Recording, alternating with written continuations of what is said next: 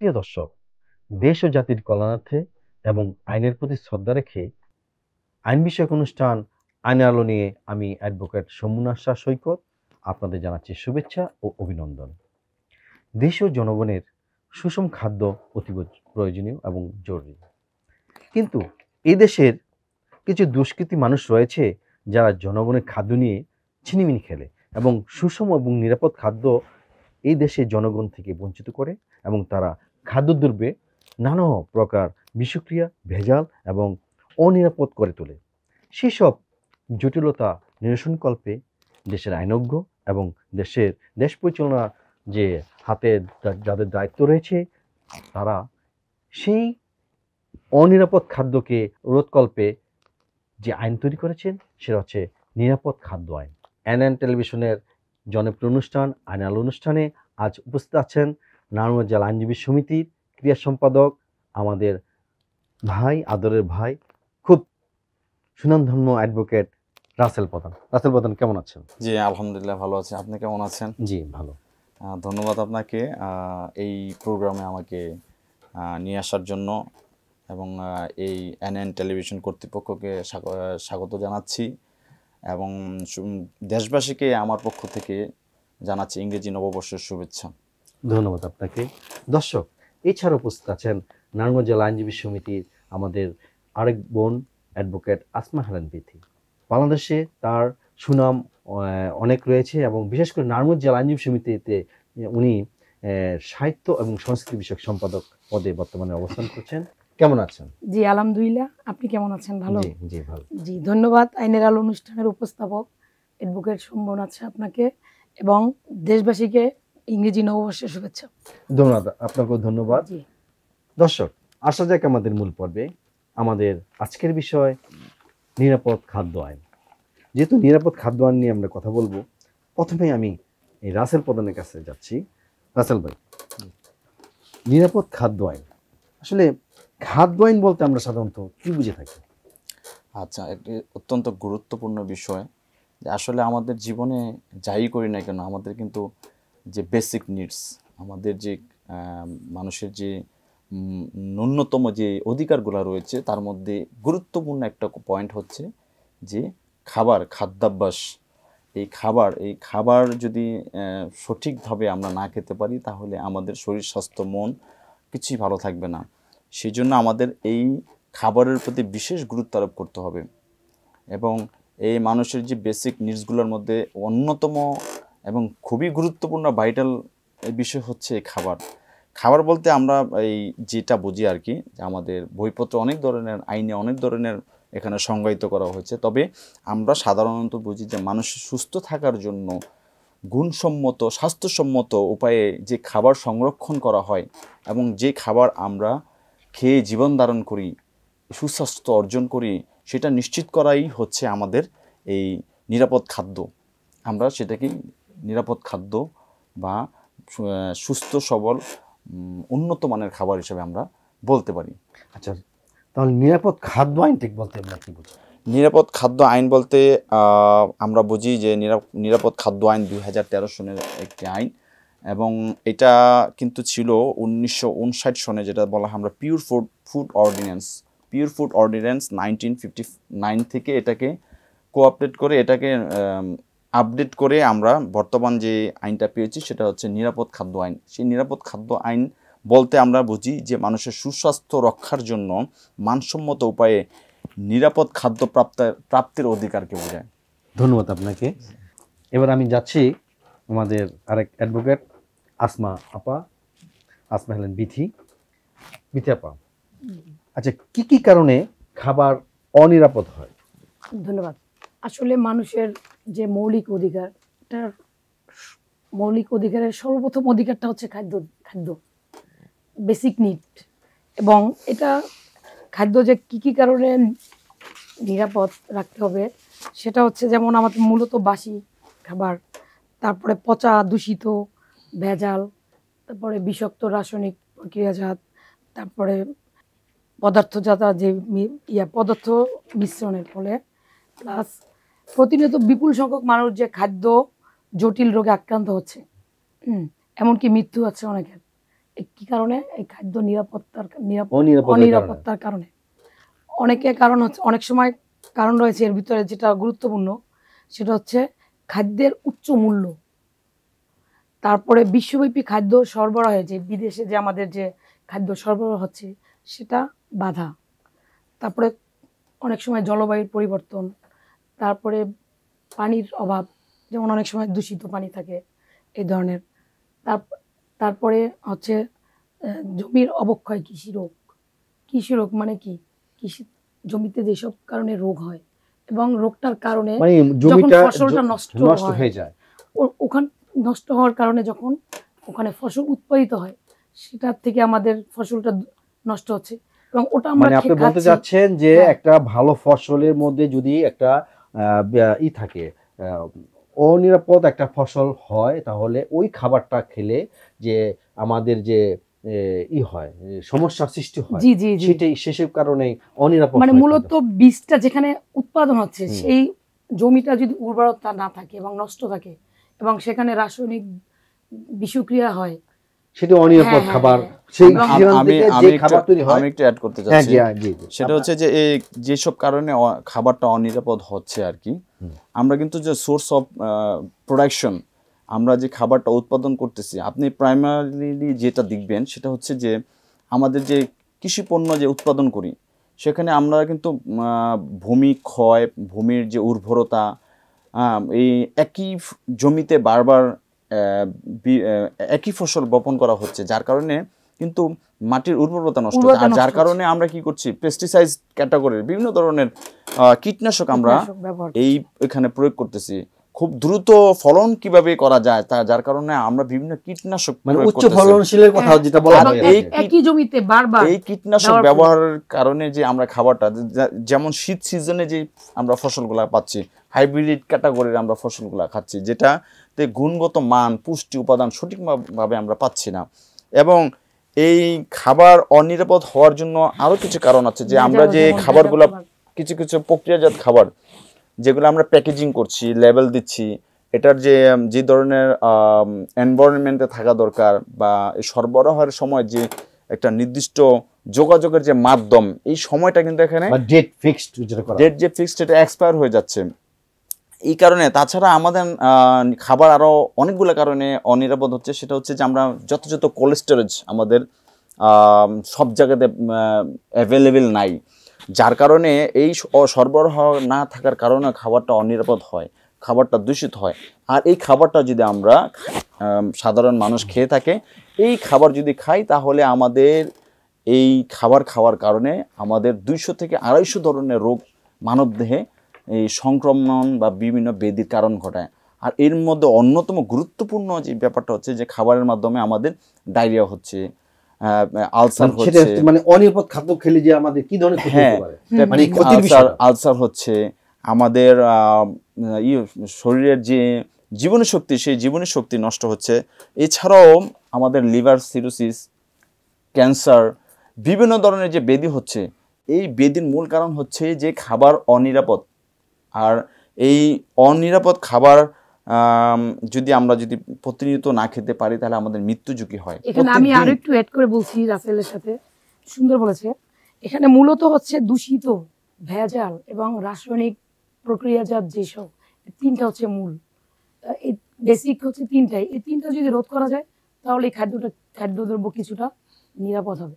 এবং আমি মনে করি যে, এবং আমি ছাড়া সকলেই মনে করি যে এটা এই দূষিত খাবার, ভেজাল এবং যে প্রক্রিয়াজাত রাসায়নিক বিক্রিয়া, যেটা, এই তিনটাই হচ্ছে মূলত খাদ্য অনিরাপদার কারণ, প্রধান কারণ। আচ্ছা, আমি বলতে চাচ্ছি যে আমাদের যে নিরাপদ খাদ্য 3 প্রকার, যে একটা অনেক সময় দেখা যায় বিপদের কথা বলে থাকি, যে 3 প্রকার খাদ্য বিপদ রয়েছে। 3 প্রকার খাদ্য বিপদটা মানে কি ধরনের বিষয়? আসলে এই প্রশ্ন উত্তর দেওয়ার আগে আমাদের জানতে হবে যে এই নিরাপদ খাদ্য পরিবেশন বা প্রস্তুত করার পূর্বে যে বিষয়গুলো আমাদের মাথায় রাখতে হবে, সেটা হচ্ছে ফসল সংরক্ষণের ব্যাপারটা আমাদের মাথায় রাখতে হবে। এটা ফসল সংগ্রহ না, এটা প্রক্রিয়াজাত করবে, প্যাকেজিং হবে। তারপরে এইটা যে কমিউনিকেশনের যে ব্যাপারটা, পরিবহন সেক্টরটা, খুব দ্রুত কিভাবে খাবারটা দ্রুত যথাস্থানে পৌঁছানো যায়, এবং এটার প্রস্তুতকরণের যে বিষয়টা আছে, সংরক্ষণ, এই বিষয়গুলোর উপর বেস করেই এইগুলা যদি কোনো কারণে বিঘ্ন ঘটে বা বিপত্তি ঘটে, তাহলেই কিন্তু এই খাবার নিরাপদ থাকে না, এই বিপত্তি ঘটে। আর সেই বিপত্তিগুলোর মধ্যে হচ্ছে যে মাইক্রো বায়োলজিক্যাল ইম্প্যাক্ট ঘটে। এটাতে এই মাইক্রো বায়োলজিক্যাল ইম্প্যাক্ট ঘটার কারণে এই খাদ্য অনিরাপদ হয়, এবং রাসায়নিক পদার্থের যদি কোনো কারণের ব্যত্যয় ঘটে, তাহলেও এটা এই খাদ্যটা নিরাপদ বা বিপদগামী খাবার হয়ে থাকবে। এবং এটা শরীরের জন্য, এই খাবারটা শারীরিক যে গঠন, মানুষের যে বিকশিত হওয়া, মানুষের যে জীবন ধারণের যে অধিকার, সেটা স্বাভাবিক জীবনটাকে অস্বাভাবিক করে ফেলবে। মানে মানুষের জীবনকে স্বাভাবিকভাবে যেভাবে পুষ্পিত হয় বা মানুষ স্বাভাবিকভাবে যে চলাফেরা, মানুষ স্বাভাবিকভাবে যে মানুষের জীবনটাকে ডেভেলপমেন্ট, ওই থেকে বাধার সম্মুখীন হবে। ধন্যবাদ আপনাকে। আচ্ছা, আমি আবার বিথিয়াপার কাছে যাচ্ছি, যে বলতে চাচ্ছি ফুড লস বা ফুড ওয়েস্ট আসলে কি বিষয়টা? হ্যাঁ, ধন্যবাদ। ফুড লস মানে হচ্ছে অপচয়। তো যখন শস্য দানা, যেমন চাল, গম, ডাল, সবজি, ফল, মানে বিভিন্ন ধরনের ফল এবং প্রাণীজ মাংস, ডিম, দুধ, এসব উৎপাদনের পর বাজারজাতকরণ পর্যন্ত বিভিন্ন স্তরে যেসব অপচয় হয় আমাদের, সেটাই হচ্ছে মূলত ফুড লস। আর ফুড ওয়েস্ট এটা অপচয়ের একটা মতোই। যখন এসব খাবার বাড়ি অথবা রেস্তোরাঁতে বা বিভিন্ন কমিউনিটি সেন্টার বা বিভিন্ন অনুষ্ঠানে রান্নার পর অপচয় হয়, সেটাই হচ্ছে ফুড ওয়েস্ট। লস হচ্ছে একটা জিনিস, লস মানে অপচয়, আর ওয়েস্ট মানে অবশিষ্ট বলে। যেমন আমরা বিভিন্ন খাবার যখন খাই, তখন প্লেটে ভাত নিলাম, 1/3 খেলাম, 1 অংশ রেখে দিলাম, সেটাই হচ্ছে ওয়েস্ট।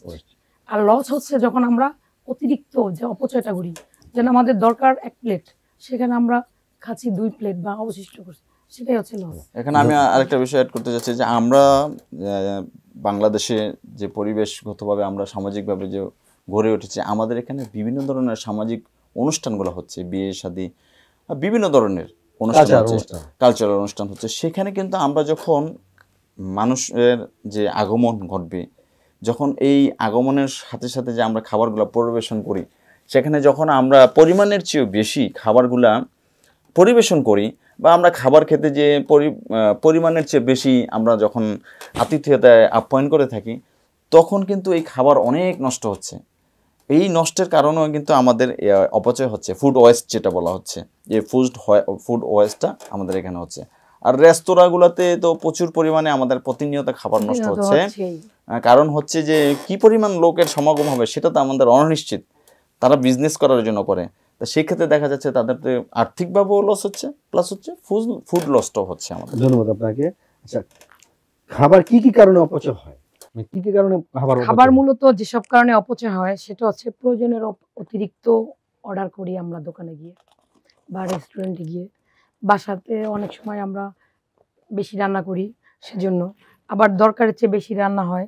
এবং সরঞ্জাম, যেমন যেসব কোল্ড স্টোরেজ আছে, ওখানে যে আমরা যেমন খাবারগুলো রাখা হয়, যেমন এই আগামী বছরের জন্য রাখা হচ্ছে, এই বছরের যে আলুগুলো, সেটা 100 শস্য দানা, সেটা কোল্ড স্টোরেজে রাখার ফলেও কিন্তু সেটা কিন্তু অপচয় হচ্ছে। অনেক সময় দেখা গেছে কারেন্ট থাকে না, তারপরে অনেক সময় আবহাওয়া চেঞ্জ হয়, এই কারণে নষ্ট হচ্ছে। তারপর হচ্ছে দাগমুক্ত যে পণ্যগুলো, অনেক সময় যে কোল্ড স্টোরে রাখা হয়, সেই পণ্যগুলোর ভিতরে দাগ বসে, স্পট পড়ে, যার কারণে সেটা নষ্ট হচ্ছে। এবং আর সবচেয়ে বেশি হচ্ছে যেটা প্রয়োজনের বেশি কিনাটা, আমাদের দেশে এটা বেশি প্রচলন হচ্ছে। এবং আমাদের দেশে মূলত স্টাইল হয়ে গেছে, যেমন আমরা অল্প কিনতে পারি না, এবং অতিথি আমরা সেরা, বাঙালি সেরা অন্যান্য দেশের তুলনায়। প্রয়োজন 1 কেজি, আমি 5 কেজি কিনি, 1 কেজি দরকার, কিনলাম 5 কেজি। হ্যাঁ, অথচ বাইরে আমাদের 500 দেশে এটা মূলত হচ্ছে যে আমাদের দেশে ফ্রিজিং সিস্টেমটা, যেটা 90-এর দশকের পূর্বে আমাদের দেশে কিন্তু অ্যাভেলেবেল ফ্রিজিং সিস্টেমটা ছিল না। যখনই আমাদের দেশে ফ্রিজিং সিস্টেমটা আসলো, ফ্রিজ বাসায় পরিবারের প্রত্যেক ফ্যামিলিতে ফ্রিজ আছে, তখন আমরা কি করে সপ্তাহের বাজার একবারে কিনে নেই, বা মাসের বাজার একবারে আমাদের নিত্য প্রয়োজনীয় দ্রব্য কিনে রাখি, তখন 6 মাসের বাজার একসাথে কিনে রাখে। এটা কিন্তু লস এবং ওয়েস্ট হচ্ছে। এবং হ্যাঁ। দেখা যাচ্ছে যে অনেক সময় এই যে অতিরিক্ত খাদ্যের জিনিস কেনা মানও অনেক সময় নষ্ট হচ্ছে। হ্যাঁ, এটা খাদ্যের মান এটাকে অনেক সময় দেখা প্রত্যেকটা যায় খাবারের একটা অপচয়, সময় আছে, প্রয়োজনের এই- এর মধ্যে এরা সতেজ, সতেজতা তরতাজা, চলে যায়। তাজাটা নষ্ট আমরা হচ্ছে, নষ্ট তাজা হয়ে পাচ্ছে না। এখানে তারপরে প্রয়োজনের বেশি কিনা হচ্ছে, অতিরিক্ত জিনিসগুলো আমরা কিনে ফেলছি, যার কারণে প্রবলেম হচ্ছে বাজারে দ্রব্যমূল্যের দামও বেড়ে যাচ্ছে। ধন্যবাদ আপনাকে। জি। আমি আবার একটু রাসেলের কাছে যাচ্ছি, অ্যাডভোকেট রাসেল প্রধান। আচ্ছা, পৃথিবীতে অনেক খাবার মানে নষ্ট হচ্ছে। আনুমানিক পৃথিবীতে কত কি পরিমাণ খাবার নষ্ট হয়ে থাকে? আসলে এটা সারা বলার world-এ। আগে যে পুরা বিশ্বে যে একদিকে মানুষ খাবার নষ্ট করছে, অপচয় করছে, সমুদ্রে খাবার ফেলে দিচ্ছে, আর অপর বাংলাদেশের কথা বলছি না, সারা ওয়ার্ল্ড এর কথা। হ্যাঁ ওয়ার্ল্ড, আর অপর দিকে দেখেন মানুষ ক্ষুধার তাড়নায় না খেতে পেরে তারা শরীরের হাড্ডিসার হয়ে গেছে, তাদের শরীরের মাংসটুকু পর্যন্ত নাই। আপনি সিয়েরা লিওন, আফ্রিকা, ইথিওপিয়া সহ ফিলিস্তিনে দেখুন, এখন যুদ্ধ বিধ্বস্ত একটা রাষ্ট্র, সেখানেও খাবার পানীয়, সুপ্রিয় পানি প্লাস মানুষের নিত্য প্রয়োজনীয় যে খাবার আছে সেটারও কিন্তু ব্যত্যয় করতেছে। তো জাতিসংঘের পরিবেশ বিষয়ক সংস্থা ইউএনইপি এক প্রতিবেদন থেকে বিশ্বে বলা হয়েছে যে বিশ্বে 1/3 মানুষ খাদ্য নিয়ে অনিশ্চয়তার মধ্যে রয়েছে। 1/3 মানুষ খাদ্যের অনিশ্চয়ের মধ্যে রয়েছে, অর্থাৎ একবার খেলে আরেকবার কি খাবে সেটা নিয়েই তারা সময় পার করে ফেলতেছে। আসলে তারা কি খাবে, পরের বেলায় কি খাবে, এখন তো দুপুর হয়েছে, রাত্রে কি খাবে, এই চিন্তা করতে করতে অনেক খাবার যেটা আছে ওয়েস্টেজ হচ্ছে। তারা যা রান্না করেছে সেটা কিন্তু ওয়েস্টেজ হচ্ছে, সেটা পরিপূর্ণভাবে খেতে পারতেছে না বা বেশি হয়ে গিয়েছে, যা প্রতিদিন 100 কোটি মানুষকে খাওয়ানো সম্ভব। যে খাবারটা আমরা ভাবনা চিন্তা করে নষ্ট করে ফেলতেছি বা কি করব, সেই খাবারটা 100 কোটি মানুষ প্রতিদিন খেতে পারবে, যে ওয়েস্ট হচ্ছে জি সারা ওয়ার্ল্ডে। সারা ওয়ার্ল্ডে। আর 7 মার্চ 2024-এর ইউএনইপি ফুড ওয়েস্ট উক্ত রিপোর্টে বলা হয়েছে যে 2022 সালে বিশ্বে প্রায় 105 কোটি টন খাদ্য নষ্ট হয়েছে, এবং বিশ্বের প্রায় 80 কোটি মানুষ যখন না খেয়ে আছে, তখন লাখ কোটি ডলার মূল্যের খাবার ময়লার ঝুড়িতে আমরা ফেলে দিচ্ছি। খুবই মানে দুঃখের বিষয়, এটা খুবই প্যাথেটিক ইনসিডেন্ট আমাদের জন্য। আচ্ছা, এই খাবার নষ্ট হওয়ার কারণটা কি? এই খাবারগুলো যে নষ্ট হচ্ছে, এই খাবার নষ্ট হওয়ার প্রকৃত কারণ হচ্ছে আমরাই এই খাবারগুলো আমরা নিজেরা নষ্ট করতেছি। এটা হচ্ছে আমাদের সচেতনতার অভাব, বুদ্ধিমত্তার অভাব, এবং খাবার যে ডিস্ট্রিবিউশন করার মতো যে মন মানসিকতা, সেই মন মানসিকতা আমাদের এখনো সৃষ্টি হয়নি। ইদানিং আমরা দেখতে পাচ্ছি, নট অনলি দ্যাট বাংলাদেশ, আমরা বিশ্বের অনেক দেশেই দেখতেছি যে এই ফাস্টফুড যে ডেলিভারি হচ্ছে, এই ডেলিভারি বয় আছে ড্রাইভিং ওভারের মাধ্যমে কি করছে, এই খাবারগুলা কি হচ্ছে, এই বন্টন করা হচ্ছে, অর্ডার নেওয়া হচ্ছে, যেটা অনেক সময় আমরা অতিরিক্ত অর্ডার করে ফেলি ঘরে বসে। হ্যাঁ, বাসায় কি করি আমরা মোবাইল ফোনে অর্ডার করে দিচ্ছি, অ্যাপসের মাধ্যমে এই ফুড ডেলিভারি করে দিচ্ছি। এইটা দেখা যাচ্ছে যে আমরা পরিমাণের চেয়ে অনেক সময় বেশি করে দিচ্ছি। এতে কি হচ্ছে, আরেকজনের খাবার কিন্তু আমরা নষ্ট করতেছি। কারণ একটা দেশের খাবার এবং চাল, ডাল, গম কিন্তু আমাদের একটা লিমিটেশন পর্যন্ত আমরা কি করি, আমদানি করি। যখন আমাদের দেশে উৎপাদন কম হয়, তখন আমরা এটা অন্য দেশ থেকে আমদানি করতে হয়। এই সংকটময় মুহূর্তে যদি আমরা এইভাবে খাবার নষ্ট করি, তাহলে কিন্তু খাবার প্রপারলি ডিস্ট্রিবিউশন হবে না, যার কারণে কিন্তু খাবার দেখা যাবে যে সারা ওয়ার্ল্ডে খাদ্য সংকট পড়ে যাবে। তাহলে আমরা এখন যেই পরিমাণ বিশ্বে যেই জনসংখ্যা আছে, সবাই যদি আমরা খাবার এইভাবে নষ্ট করি, তাহলে দেখা গেছে যে আমাদের প্রায় 80 কোটি মানুষ এই যে এইভাবে প্রতিনিয়ত প্রত্যেকদিন আমরা কি করতেছি, এই লাখ কোটি ডলার মূল্যের খাবার ময়লার ঝুড়িতে ফেলে দিচ্ছি বা নষ্ট করে ফেলছি। প্রশ্ন হলো, তাই বিশ্বে এত খাদ্য এইভাবে নষ্ট হয় কারো কারো কারো এসব খাবার আমরাই তো নষ্ট করতেছি, তাই না? এই খাবারগুলো নষ্ট হচ্ছে আরো কিছু কারণ আছে, যে আমরা কিন্তু দরকারের চেয়ে অনেক বেশি রান্না করে ফেলি। দেখা গেছে যে কর্মজীবী থাকার কারণে রান্না করছি একটা ফ্যামিলির 5 জন বা 7 জন থেকে। কর্মজীবী হওয়ার কারণে ঢাকা টু নারায়ণগঞ্জ গেল, নারায়ণগঞ্জ টু ঢাকা যদি কি কর্মজীবী হয়, তখন তার খাবারটা কিন্তু বাসায় রান্না করা হয়, তখন সময় মতো যেতে পারলো না, তখনই কিন্তু এই খাবারটা নষ্ট হয়ে যাচ্ছে। তারপরে আমরা এই যে ফুড ডেলিভারির মতো কিন্তু আমরা অনেক খাবার যেমন প্রয়োজনের চেয়ে আমরা বেশি ক্রয় করে ফেলি। এই কারণে সব খাবার নষ্ট হচ্ছে। হ্যাঁ, আর এছাড়াও হচ্ছে যে আমাদের অনেক মধ্যবিত্ত ফ্যামিলি, তাদের ফ্রিজ আছে, রাখার ব্যবস্থা আছে, বা খাবার যদি শীতের দিনে যদি খাবার ঠান্ডা হয়ে যায়, গরম করার জন্য মেশিন আছে তাদের, হ্যাঁ। আবার গরমের দিনে মধ্যবিত্ত বা উচ্চবিত্ত ফ্যামিলির জন্য ফ্রিজ আছে, বাট অনেক নিম্নবিত্ত পরিবার আছে যাদেরকে এই খাবার সংরক্ষণ রাখার যথাযথ ব্যবস্থা নাই, যার কারণে কিন্তু এই খাদ্য নষ্ট হচ্ছে। ধন্যবাদ আপনাকে। আমি একটু আবার যাচ্ছি যে বিথিবার কাছে। বিথিবা, আমি জানতে চাচ্ছি বিশ্ব ক্ষুধা তথ্য যে 2024 অনুযায়ী প্রতিদিন কতজন মানুষ না খেয়ে থাকে? জি, ক্ষুধার রাজ্যে পৃথিবী গদ্যময়, আসলে এটা ব্যাখ্যা অনেক বড়। আমি সংক্ষেপে জানতে চাচ্ছি। 2024 সাল অনুযায়ী বিশ্বের বর্তমানে 81 কোটি 10 লক্ষ মানুষ প্রতি রাতে ক্ষুধার্ত অবস্থায় ঘুমায়। কঠিন বিষয়, যা সারা বিশ্বের মোট জনসংখ্যার প্রায় 10%। জাতিসংঘের ইউএনএফপিএ ইন্ডেক্স রিপোর্ট অনুযায়ী এই তথ্য পাওয়া গেছে যে 81 কোটি 10 লক্ষ মানুষ প্রতিনিয়ত না খেয়ে ঘুমাচ্ছে, যা একটা দুঃখজনক জিনিস। আসলে দেখা যাচ্ছে যে একদিকে কিন্তু দেখা যাচ্ছে যে খাদ্য অপচয় হচ্ছে, আর একদিকে মানুষ না খেয়ে থাকছে। আমরা যদি এই খাদ্যটাকে ডিস্ট্রিবিউট করা যেত, প্রপারভাবে আমাদের সমভাবে যদি এটা খাদ্যটাকে বিন্যাস করা যেত, তাহলে এই অপচয়টা হতো না মনে হয়। আমাদের বিশ্বাস। জি জি, ধন্যবাদ আপনাকে। আচ্ছা, খাবার, এখন খাবার বলতে কিন্তু আমরা অনেক খাবারের কথা বলি। খাবার কিন্তু বিভিন্ন প্রকার হয়ে থাকে। আচ্ছা, ভালো খাবার এবং নষ্ট খাবার, খাবার কিন্তু দুই প্রকার, একটা হচ্ছে ভালো খাবার এবং নষ্ট খাবার। এই ভালো খাবার এবং নষ্ট খাবার খেলে, ভালো খাবার খেলে তো আমরা সাধারণত সবাই ভালো থাকি, সুস্থ থাকি, কিন্তু নষ্ট খাবার খেলে আমাদের কি কি ধরনের ক্ষতি হতে পারে, বা নষ্ট খাবার খেলে কি হয়ে থাকে সাধারণত? আমরা বেসিক্যালি এখন যেটা দেখতেছি যে অ্যাভেলেবেল মানুষের ফুড পয়জন হচ্ছে। এর অন্যতম কারণ হচ্ছে আমাদের এই খাবারের দূষণ। এই খাবারের দূষণ এবং খাবার নষ্ট হওয়ার কারণে বা ব্যাকটেরিয়া জনিত কারণে আমরা প্রপারলি যদি এই খাবারটা সংরক্ষণ করতে না পারি, ঢেকে না রাখে খাবারটা, অথবা ফ্রিজ করতে না পারি, অথবা গরম করে খেতে না পারি, তাহলে এই খাবারটা কিন্তু নষ্ট হয়ে যায়। বা একটা সময় পর্যন্ত কিন্তু, যেমন পেরিশেবল ফুড কিন্তু মানে পচনশীল যে খাবারগুলো, শাক সবজি, এগুলো কিন্তু একটা নির্দিষ্ট মানে অল্প সময়ের জন্য আমরা এটাকে সংরক্ষণ করতে পারবো।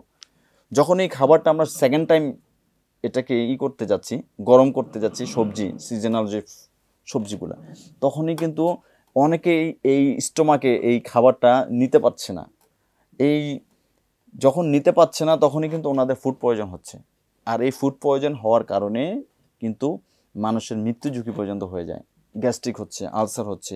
এই অনবরত যদি আমরা এই রাসায়নিক, এমনি তো আমরা হাইব্রিড ক্যাটাগরির খাবার খাচ্ছি এখন, এর মধ্যে যদি আমরা বাসি খাবার খাই, পচা খাবার খাই, খাবারের যে গুণগত মান যদি ঠিক না থাকে, আমরা যদি সেগুলো খাই, যার কারণে আমাদের এই gastric, ulcer, food poison, even এটা হতে হতে একসময় ক্যান্সারে রূপান্তরিত হয়, বমি হবে, মাথা ব্যথা হবে। আমি অ্যাডভোকেট রাসেলের সাথে যোগ করে একটু বলছি, এই যে মেয়াদ উত্তীর্ণ খাবার প্লাস নষ্ট খাবার খেলে বর্তমানে কি হচ্ছে, অ্যালার্জির পরিমাণটা বেড়ে যাচ্ছে, শ্বাসকষ্ট হচ্ছে, তারপরে হচ্ছে মাথা ব্যথা, গুরুতর ক্ষেত্রে অনেক সময় দেখা গেছে মৃত্যু হতে পারে, এমনকি অঙ্গের বিভিন্ন ক্ষতি হচ্ছে, তারপর হচ্ছে পেট ব্যথা, জ্বর, এই যে হাই প্রেশার হচ্ছে, ডায়াবেটিস হচ্ছে। এগুলোর মূল কারণ কি?